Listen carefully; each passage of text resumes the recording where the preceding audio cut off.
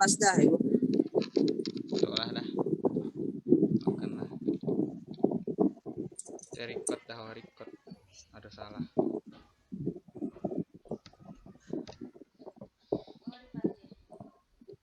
Nah. Satu record ya. Assalamualaikum warahmatullahi wabarakatuh. Kami dari kelompok 4 akan mempresentasikan atau menjelaskan tentang materi dari data mining, yaitu clustering. Yang pertama akan dibacakan oleh Ijan.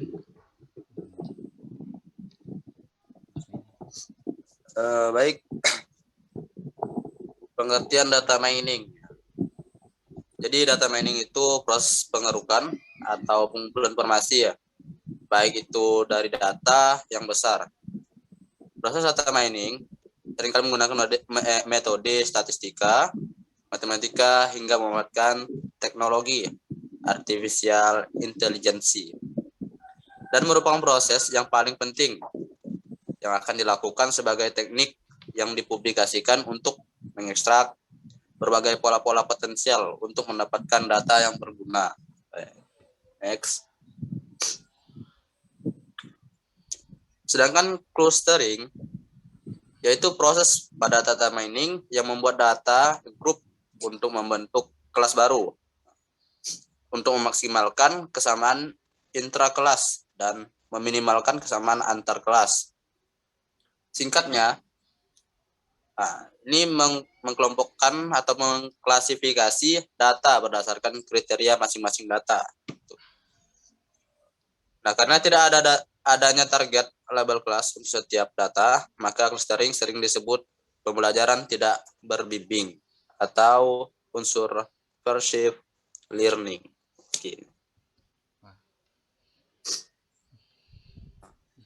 Laporan penelitiannya yaitu dengan kami buat judul implementasi metode K-means clustering dan sistem pemilihan jurusan di SMK Swasta Harapan Baru. Jurnal Juticom atau Jurnal Teknologi dan Ilmu Komputer Prima, volume 2, nomor 2, 2019, strip ISSN nomor 2541 2019. Tujuan membuat perhitungan untuk masuk ke jurusan yang ada RPL atau TKR. Subjek penelitian SMK Swasta Harapan Baru. Dan untuk metode yang pasti digunakan yaitu K-means, clustering, dan teori Euclidean untuk perhitungan jarak sentroid. K-means atau KM merupakan salah satu metode data clustering non-hierarki yang berusaha mempartisi data yang ada ke dalam bentuk satu atau lebih cluster atau kelompok, sehingga data yang memiliki karakteristik yang sama itu dikelompokkan ke dalam satu cluster. Cluster yang sama dan data yang punya karakteristik yang berbeda itu dikelompokkan dengan kelompok yang lainnya. Kemiripan anggota terhadap cluster diukur dengan kedekatan objek terhadap nilai min pada cluster atau data, disebut sebagai centroid cluster atau pusat massa yang menggunakan perhitungan jarak Euclidean.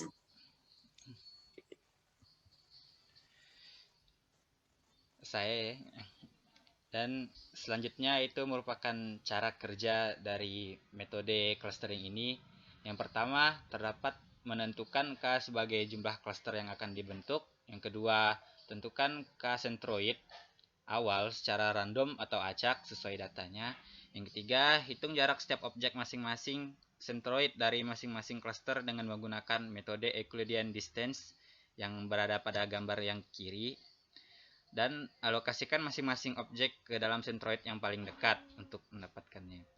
Lakukan iterasi, kemudian tentukan posisi sentroid baru dengan menggunakan persamaan min, gambar yang kanan.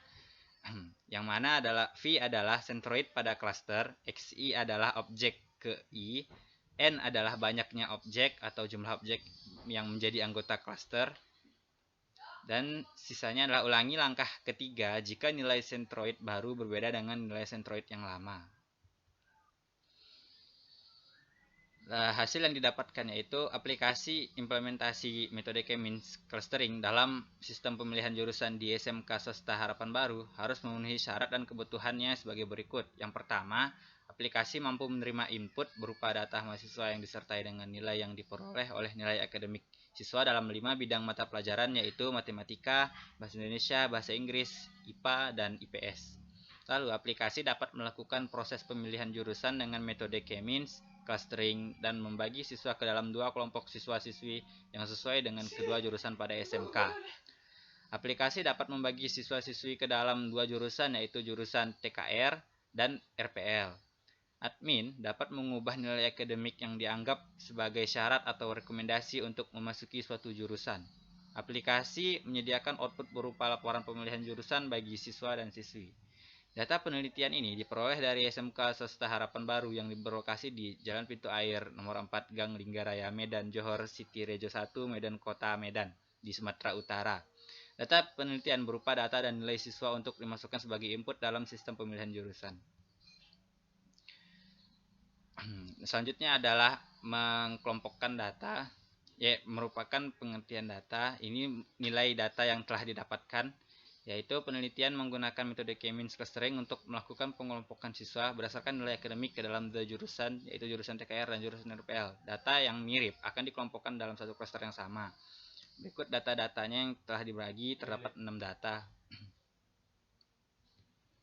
Dan yang keempat, dan di sini adalah nilai centroid cluster yang dasar.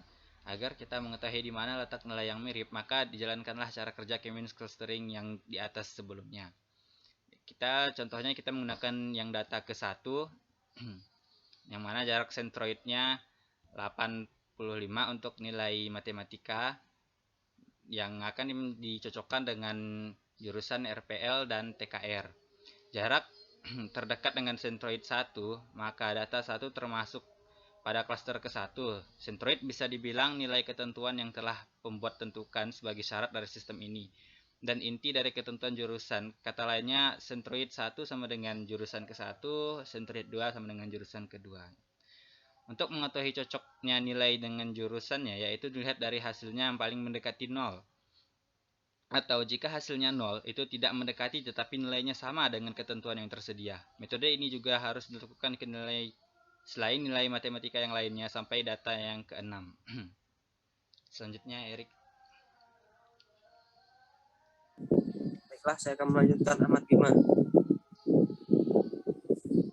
Agar mendapat hasil seperti ini, seperti tabel, jadi ini masih dipasir cara kerja. Yang keempat masuk ke cara kerja kelima, menentukan posisi sentroidnya dengan persamaan rata-rata. Agar mengetahui apakah ada nilai sentroidnya yang berubah atau tidak. Sentroid 1 sama dengan data 1 sama dengan 85, 90, 75, 80, dan 90. Sentroid 2, data 2 tambah data 3 tambah data 4 tambah data 5 tambah data 6 atau 5. Sentroid 2 dibagi 5. Data 6 tambah data 6 dibagi 5. Sentroid 2 sama dengan 90, 85, 70, 75, 70, yaitu data 1 ditambah data 2 ditambah data 3, 75, 80, 75, 70, 65, ditambah 55, 45, 50, 60, dan 65, ditambah 50, 60, 40, 65, dan 50, ditambah 35, 45, 40, 60, 60, dibagi 5.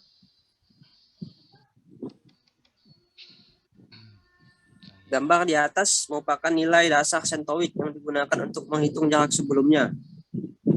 Data 2 dikurang data 6 untuk nilai 1 sampai 5, berurutan dari matematika sampai IPS.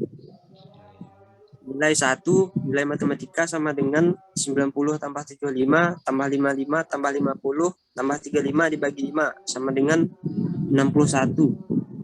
Nilai 2, nilai IPA sama dengan 85 tambah 80 tambah 45 tambah 60 tambah 45 dibagi 5 sama dengan 63. Untuk nilai 3, nilai bahasa Inggris sama dengan 70 ditambah 75 ditambah 50 ditambah 40 tambah 40 dibagi 5 sama dengan nilai 3. Sama dengan nilai 3 sama dengan 55. Untuk nilai 4, nilai bahasa Indonesia sama dengan nilai 4 sama dengan 66. Untuk nilai 5, nilai PS sama nilai 5 sama dengan 62. Sentoid 2 sama dengan 61, 63, 55, 66, 62. Oke.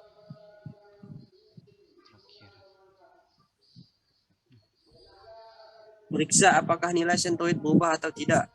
Sentoid 1 tidak berubah, sentoid 2 berubah. Oleh karena nilai sentoid masih berubah, maka ulangi perhitungan jarak setiap data dengan sentoid, yaitu mengulangi lagi dari cara kerja ketiga, tapi dengan nilai sentoid yang telah berubah tadi untuk sentoid 2-nya dan masih tetap menggunakan nilai yang sama untuk sentoid 1. Update nilai sentoid hingga nilai sentoid tidak berubah. Pada pengulangan ketiga, nilai sentoid tidak mengalami perubahan lagi, sehingga hasil clustering pada setiap data dan pemilihan jurusan dapat dilihat pada tabel di atas. Ya, berikut merupakan contoh hasil dari aplikasi yang telah dibuat oleh si peneliti seperti ini, yang mana setelah diproses di pemilihan jurusan akan mendapatkan hasil seperti ini. Sekian dari kami. Assalamualaikum warahmatullahi wabarakatuh. Waalaikumsalam.